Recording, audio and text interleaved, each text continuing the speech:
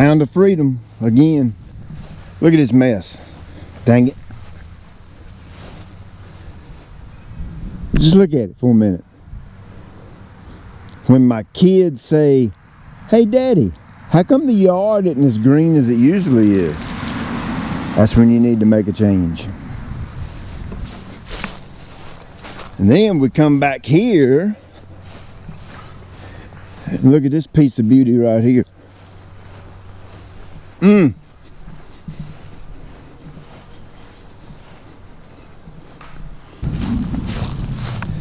then we come back here and look at this beauty.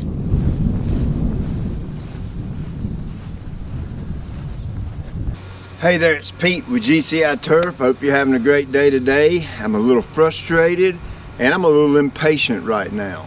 Yeah, I know I teach patience and all that, and it's a biblical principle, and yeah, I get it, but I'm really getting a little impatient with my yard. And just to be completely honest with you, I really think my yard looks like right now, and I'm gonna fix it. So first things first, feel free to hammer me in the comments for trying this, and it's completely okay if you do that. I'm a big boy, I can take it. But at the same time, know that I kinda had a somewhat of an idea this might not work.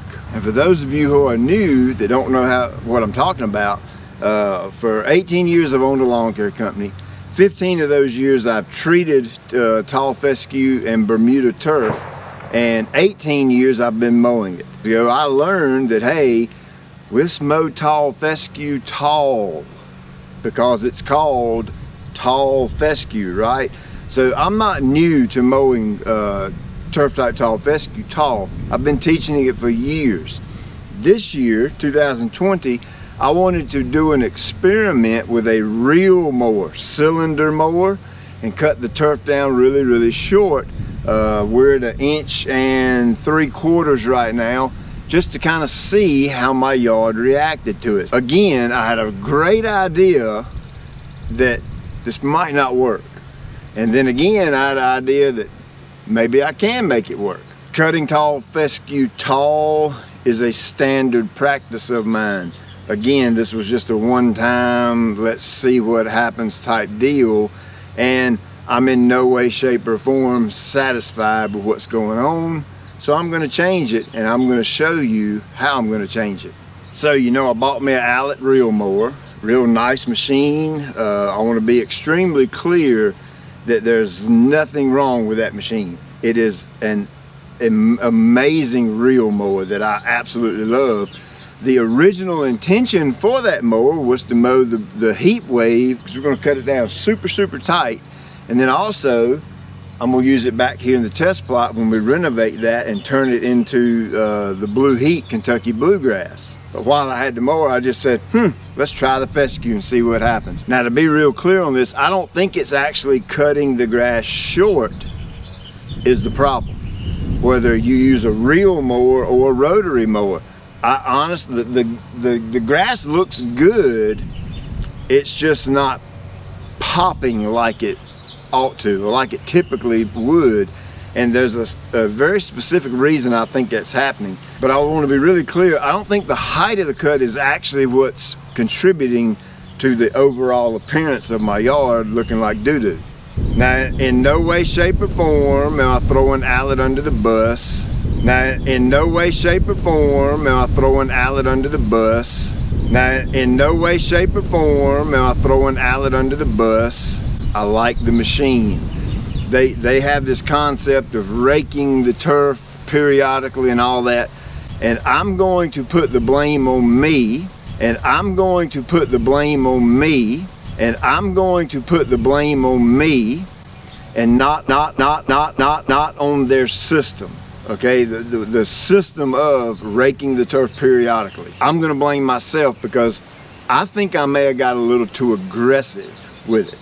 The objective is to get as much of it out as possible, then get on a maintenance type schedule or once a month type schedule and rake a little bit out at a time. I think I got too aggressive with it and tried to go at it too hard, too fast, and I'll show you what I mean. Now, on reel mowing, tall fescue. The fescue is a little bit wider blade than, say, a Kentucky bluegrass. And what happens is, I honestly think the texture of the blade, you can see this blade's just a little bit wider. It's about 1/8 of an inch wide, maybe roughly, something 1/4 of an inch at the most. I think the texture for a reel mower, the texture of fescue doesn't work well. I think reel mowing with a finer leaf blade, the appearance is much better. And of course, that's all part of that live and learn process. I kind of figured the texture of the turf would have been okay mowing it with a reel mower, but I'll just be completely honest with you, I don't like the way it cuts. And it would be any reel mower, it's not just the Allett, it's any reel mower. I'm not completely convinced of the way the look is after I cut it. Now, the second problem is right here. I want to show you, here's a great example. Can you see how this leaf blade is split in half? I really wish my GoPro would zoom, but that leaf blade right there is split in half. See that? What's happening, I believe, is those little teeny tiny teeth on that rake on the mower is catching that blade, that leaf blade, right in the middle and tearing it apart. It's tearing it in half. All right, and you see what that does to the tip of the blade? See how it browns it out and all that kind of thing, makes it look yucky? Well, when that happens over thousands and thousands of individual grass plants in your yard, and that brownie type look is right up on the top of the blade, that's the appearance you get. You get that off color, yucky, brownie type, just not lush and deep, dark, rich green like we are back there and like we are over there. Now, another contributing factor to this, in my opinion, I believe that you can train your turf to do something.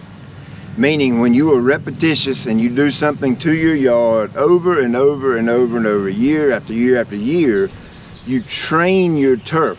No different than you train your kids, right? Train a child up in the ways of the Lord so that when he's old, he will not depart from it. Teach them right from wrong. Teach them about the Lord. So I am a firm believer that you can train your turf, or you can teach your turf. It's a living plant, so you can train it to do something. And when you're repetitious year after year after year doing the same things over and over and over, that's why a good solid lawn care program is an absolute must. Link in the description. And years and years and years of training your turf to do something, it will actually do what you tell it to do. At least that's been my experience. Since day one, for years and years, I've cut my turf at 4 inches pretty much all year.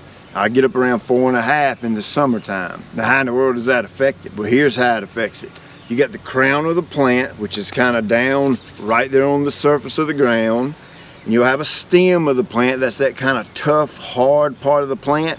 And then the leaf will branch off of the stem, okay? And that leaf blade is the pretty green part that you see. So basic plant anatomy is, you know, you got your crown and then your stem and then the leaf blades. Well, if I cut my turf high, 4.5 inches, and then it leafs out, okay?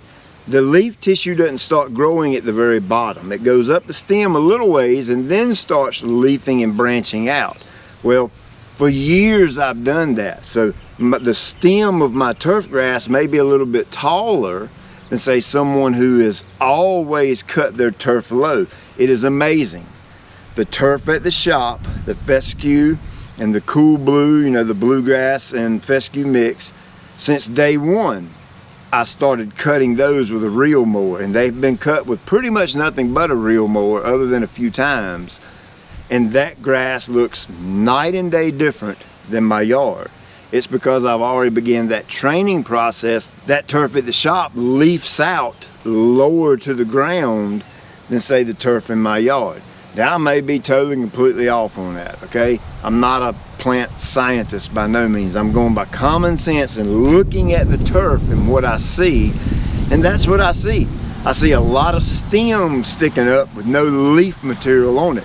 So that tells me I'm not letting it get high enough to actually let it leaf out.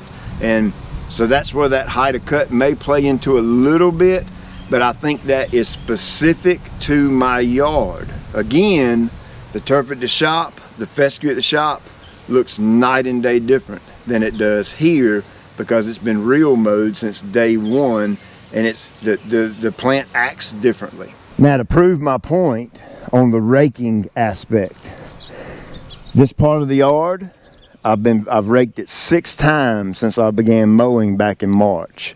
Okay, and it's the turf that's kind of tore and ripped up a little bit on the grass blades and giving it that overall yucky appearance.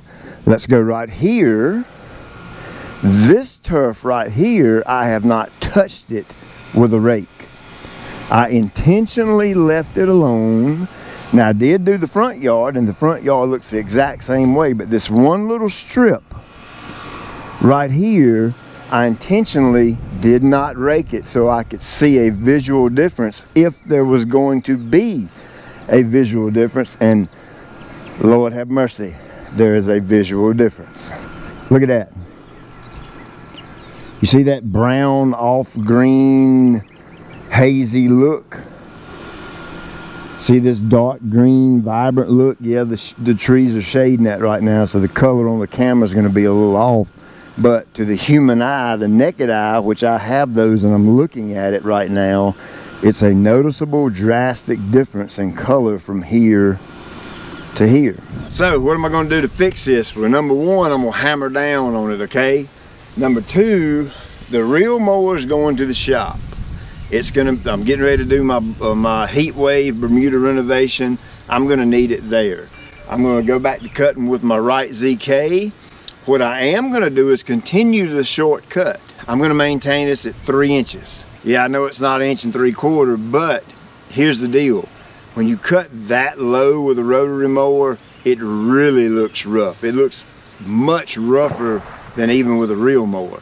So I'm gonna go 3 inches. Still, when you go off of what I've taught for years and years, that's still abnormally short for tall fescue. Again, 4 to 4.5 inches is my norm. So I still want to test out my fescue in a hot North Carolina summer to see if 3 inches is gonna be okay. So that's what we're gonna do. Even when we take a flyover of the yard and look at the 3 different sections, we look at the test plot, which is just glowing like a new penny on that Hyr Brix program.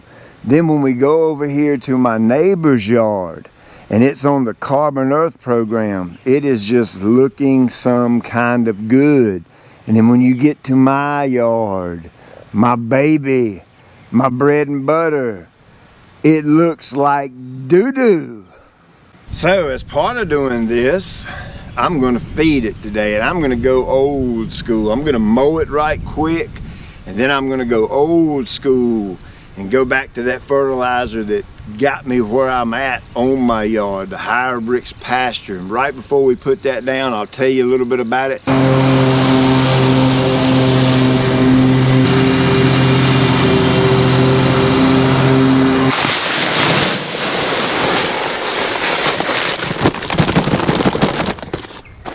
Now, like I said, this is where I started in the whole trying some different things on my yard, and I used the Hyr Brix vegetable fert and just freaking fell in love with this incredible fertilizer. I got to talking with the owner and said, hey, you got something for grass? And at that time, they had just done away with the lawn fertilizer, the one that you guys use now, because it didn't sell. And at least I think that's why I said they did away with it. So I said, well, hey, do you have anything else I can use? What about that pasture fertilizer? You know, what do you typically find in a pasture? Well, you find grass most of the time, and this is kind of optimized to go to a pasture grass, but it works no differently on a yard. I've shown you that over and over and over again. It's all about these numbers on the bag. This is somewhat of marketing. trying to direct it toward people that have cattle or horses or things that graze in a pasture. A healthier turf or healthier pasture grass equals a healthier animal, okay? Well, I don't have goats and things walking around in my yard chewing on my grass, but it does give a healthy turf, that's for dang sure. This right here's a 10-9-10. It's got a little bit of calcium, a little bit of sulfur in it. That sulfur is going to help the nitrogen work a little bit better, and the calcium is going to do that as well. The potassium in it's going to work good for some stress. A little touch of phosphorus in there. The nitrogen obviously is green and grow. I want that number a little bit lower going into the summer. The calcium is also going to help with a little bit of heat stress by making the cell walls in the plant kind of tough. Kind of like when you drink milk, and you know milk does the body good and makes for strong bones. That calcium makes for the strong bones inside the plant, for lack of better words. Now, something I just noticed. This bag of pasture is a 10-9-10. This bag of pasture is a 12-6-5. You know what happened here? This is some of the original mix, the original blend of pasture. And I think the 12-6-5 is the newer blend, or I have it backwards. I have it one or the other. I know that they changed the formula on it last year, and I just happened to notice that.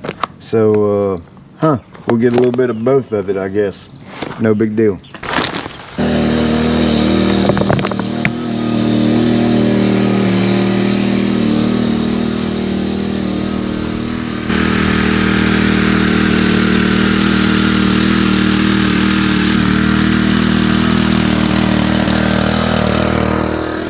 Something else I'm doing is I'm putting a super heavy dose of humic 12 on the yard. When I say super heavy, I mean super heavy. I'm not even going to tell you how much I'm putting down because I don't want you to feel like you have to do this. But I am ready to get my yard back.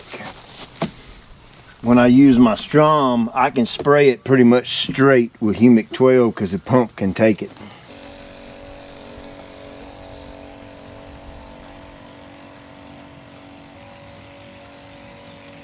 Alright, so there you go. I got my Hyr Brix down, got a super heavy dose of humic down. I'm just ready to get my yard back and show you some of those cool striping videos and all that. And again, in no way, shape, or form am I saying anything negative about Allett or their system or any of that. It just, I feel like I was too aggressive with the rake, and I don't feel like that tall fescue is the right texture of turf to cut with a real mower. Plain and simple, nothing more, nothing less than that. Now that Bermuda at the shop is something I can cut with that real mower, and that was the intention all along. And we're gonna give this probably a couple of weeks to really kick in gear and get going.